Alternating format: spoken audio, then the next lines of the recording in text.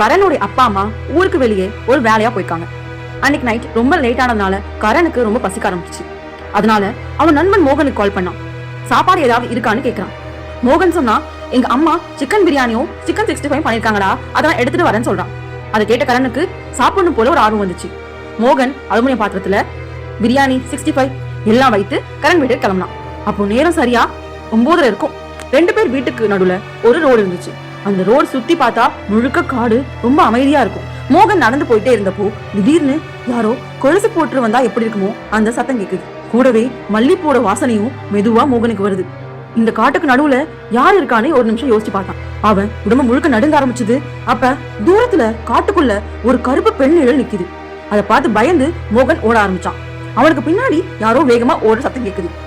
அவன் உயிரை கையில பிடிச்சுக்கிட்டு கரண் வீட்டுக்கு வந்து சேர்ந்தான். கரண் கிட்ட எல்லாத்தையும் சொல்லி சாப்பிடான்னு ஃபுட்டை கொடுக்குறான்.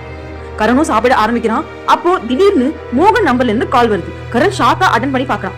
அதுல மோகன் சொல்றான், நான் இன்னும் வீட்டுல இருந்து கிளம்பலடா, இப்போதான் வந்துட்டு இருக்கேன், நீ கொஞ்சம் வெயிட் பண்ணு அப்படின்னு. இதை கேட்டு கரண் பயந்து போறான். அவன் கீழே பாக்குறான். அங்க யாருமே இல்ல. சாப்பாடு எல்லாம் கீழே கொட்டி கிடக்கு. அந்த இரவு அந்த சாப்பாடை யார் கொண்டு வந்திருப்பா?